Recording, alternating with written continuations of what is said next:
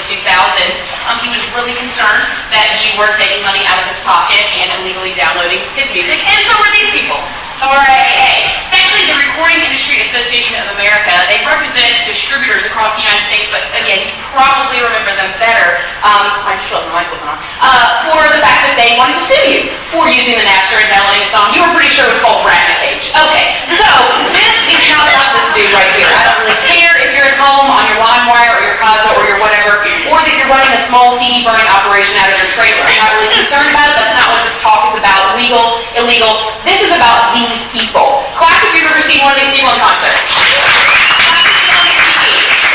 Clap if you're on a t-shirt. Come on! Hopefully by the end of this talk, you absolutely will go out and buy a t-shirt from one of these guys. Obviously, they're all local artists, and we want to stay here, right? But because there's very little music infrastructure in Memphis, it makes it very hard to do. It's just the facts. We're not what we were in the 70s. There aren't labels. Publicists like me, managers, those things that need to exist in order for an artist to have a career and really have success also outside the city. They have to be able to make money to then make music to make money. It requires jobs on the front end, okay, because it costs money to produce a record. Then they have to be able to make that music, and then that music has to make money, and that's what has to happen in order for them to stay here in Memphis. And when they do, they invest heavily back in the community. They give money to studios, Arden, that's Music and Arts, Art to Records, Young Avenue Sound, where my offices are. They pay the salaries of guys like this who are engineers. That's actually an Arden's new Studio C that's been totally revamped. So they invest a ton of money. So you're asking yourself right now, what about the fact that, the music industry is totally changing? You can get all of your music for free. Spotify, Pandora, I know you're listening to it all day long for free, but the fact is the song is no longer the product. The music industry has been changed, and that's okay. Musicians have to find other ways to monetize and other ways to make a business out of what they do, other revenue streams, touring, merchandise, licensing, sponsorships. They have to give you the song for free, get you to like it, and then get you to pay more for the vinyl, the box set, the stuff that they autograph. Now, this does not mean that if you have decided that you're on some high horse and you're not going to listen to free music, that you're in some way righteous. In fact, it just makes you kind of contrary because this is where things are going. And if you listen to free music on Spotify, you're more likely to be more loyal and more dedicated to that artist in the future because you listen to it and liked it first.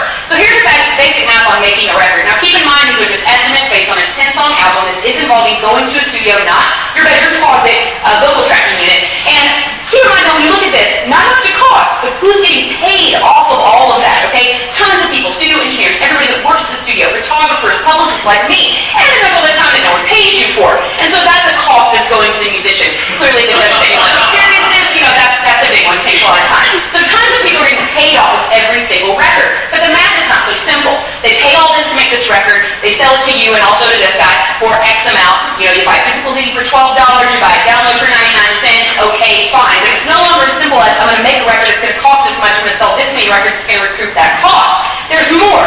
Because all of these services that you sell your music through are going to take money from you. And that's okay. Because as I said before, the song is no longer the product. If someone buys your song, fine. That's only the first step. What you need to do is get them committed to buy the t-shirt. That's how an artist really makes money.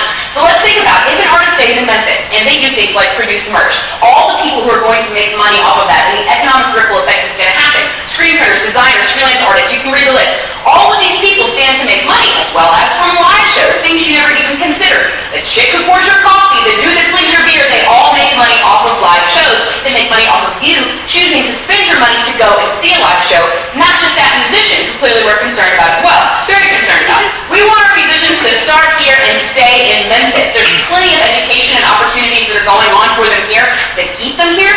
We have to start rallying and supporting musicians the way we support arts organizations, the way we support arts education in schools. Supporting independent musicians should be the exact same thing. Because we might lack infrastructure, but we have plenty of talent. We have it in droves. And if we can't support them, if we can't go out and buy the $5 ticket to see their show, buy the t-shirt, buy that autograph vinyl, we're going to lose them. And guess what? Talent retention, huge buzzword right now. Well, you lose musicians, you lose their talent, but you're also losing other people. If we can keep musicians here, we have a thriving cultural scene. It makes people want to stay. Young people are going to have babies and buy houses and stay here for a really long time and invest a ton of money back into that community that we didn't even talk about. So basically, the bottom line is, listen to the music on Spotify. I'm totally okay with it. Go to the shows and then buy the damn t-shirt because that is how your artist is making money. That's why they're staying in Memphis. That's what's going to bring us back to the 70s, to stack, to High Records.